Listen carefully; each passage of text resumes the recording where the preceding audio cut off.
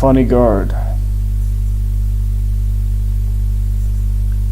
When they reached their horses, there was a loud crashing sound.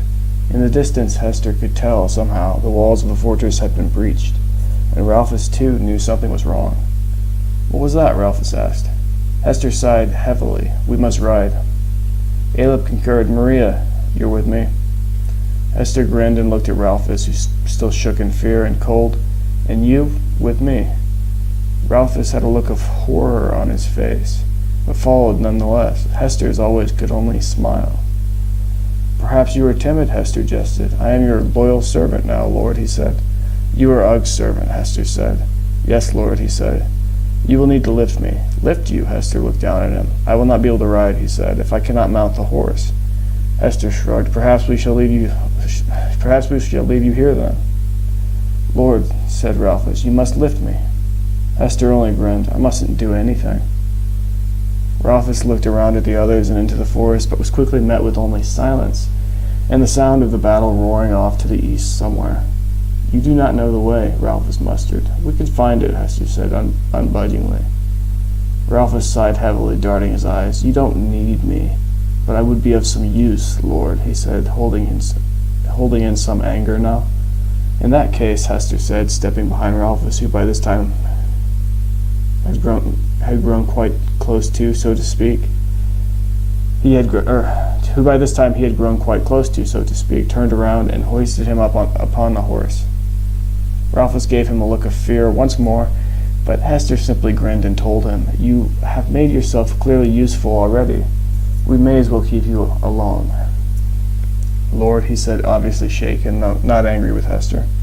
Perhaps even if he were to admit it, he even sort of liked the Lord Hester. Hester jumped onto his horse, said something to Aleb, and then they rode far. He knew they would reach the city by the end of the day, probably into the night, but decided it best to simply rest overnight until the morning, else they ran the risk of frightening the city guards or provoking them, whichever. Hester didn't really care. He simply knew that approaching a city gate in the middle of the night, unknown to those inside, was generally a bad idea. He could do it, surely, and perhaps he would change his mind as he got closer, but for now they would camp outside of the city and wait until morning. When they did eventually arrive at the city, at Lucia, they did in fact make camp, as the city was walled as suspected. Of course, with the little man Ralphus, he could easily make his way through, most likely. These were horsemen's cities, and he was under the orders of Lord Ugg, but he knew, being who he was, notorious enough amongst these men, that it would be unintelligent and ill-advised to approach the city gates tonight, although there were some obvious advantages to approaching at night.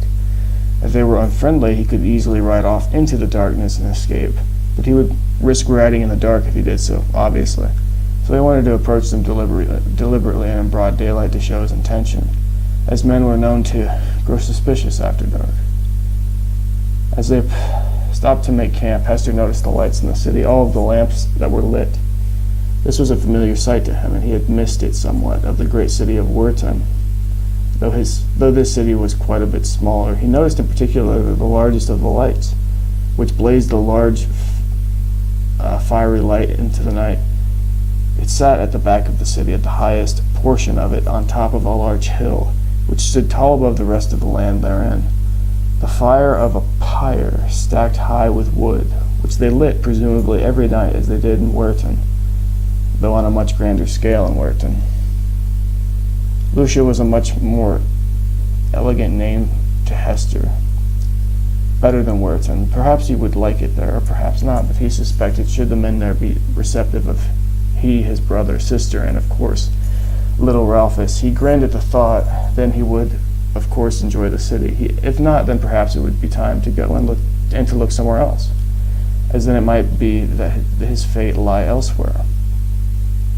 After they had set camp and some time had passed, Hester called to Aleb, who looked back to him but did not answer. Hester called once more. "Aleb," he grinned. "Yes," Aleb said, seemingly annoyed. "What are you mad about?" Hester asked, calling him out on his mood. "We've got our sister back." "Nothing," Aleb said. Hester grinned as he shrugged. "Let's talk about it tomorrow." "What of it?" Aleb asked, somewhat oblivious. "What do you mean, what of it?" Hester asked, smiling. "We must plan, of course." "Why?" Aleb shrugged him off. Hester sighed, a look of annoyance on his face. "There is a chance," he said, "that they may not accept us there." "Why would they not?" Aleb said. Hester sat up from his lying position. "They may not," he said, "because I am me and you are you."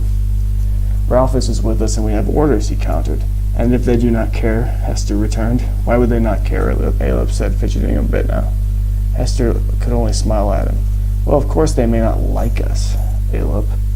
Aleb only gave him a look of confusion. "We've killed many of their men in the past." "We are on their side now," Aleb said. "What does it matter if we killed some of their men?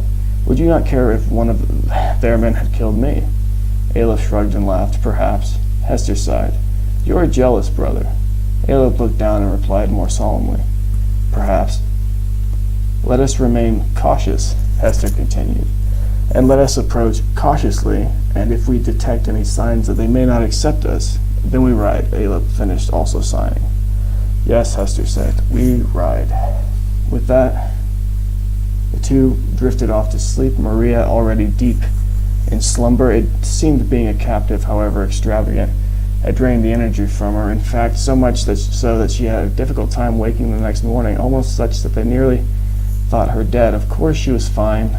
After she had awoken, they mounted their horses along with Ralphus and rode to the front gates of the city. Once they had arrived, as it was a short ride, Ralphus complained of his legs growing tired from the horse's constant bucking, which he claimed was a pain to him because his legs did not fully wrap around the horse. Hester believed him, but could not help himself from laughing. He would simply have to contend with that fact on the short ride. Lucia had a rather impressive gait, and the walls surrounding the city were quite tall and sturdy, each post that comprised it thick and spiked at its end, making climbing over the wall difficult, if not near impossible. It's not something that Hester would have advised anyone to attempt if he were advising an assault on the place, which he wasn't, and of course no one had asked him for his thoughts on the matter. What he would do nonetheless is blow a hole through the wall, many of them with large amounts of explosive powder. He would decimate them from many sides if only he had the power of the fifth with him. Perhaps he forgot for a moment that they were no longer the enemy, these horsemen, the inhabitants of Lucia, probably, and that this now was perhaps his fate. Not one of them spoke as the men of the gates eyed them, and it was a moment before they spoke as well, as they too seemed cautious of them. Perhaps they were a strange sight to see, though Hester doubted it. There must be lord after lord coming through such a place. The city was well known, Hester knew. At least he'd heard of it once or twice before. It must be something of a haven to the horsemen, he thought, the way it was constructed, so strong, so elegant compared to the other cities.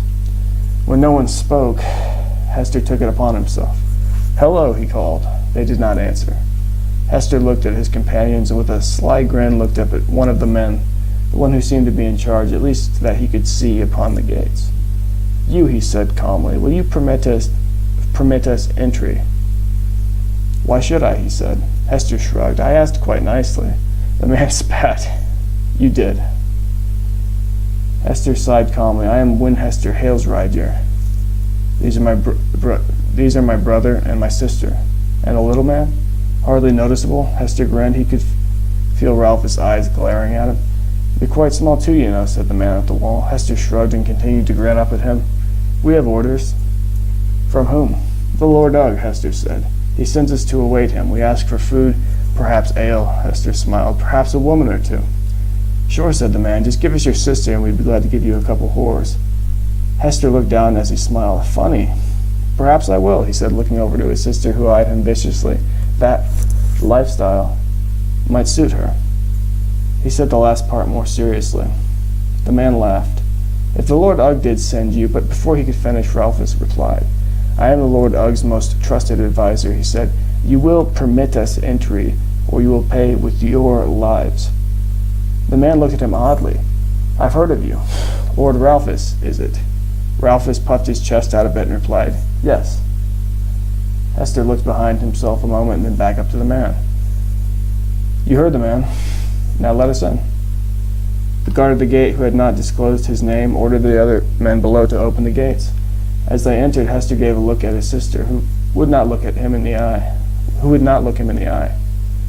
Something that might be understandable, but which she would have done whether or not Hester had said anything to the guard about her or not. Besides, Hester thought to himself, grinning, he hadn't started it. Hester, Aelip called, laughing and calling into the city. Where are the whores?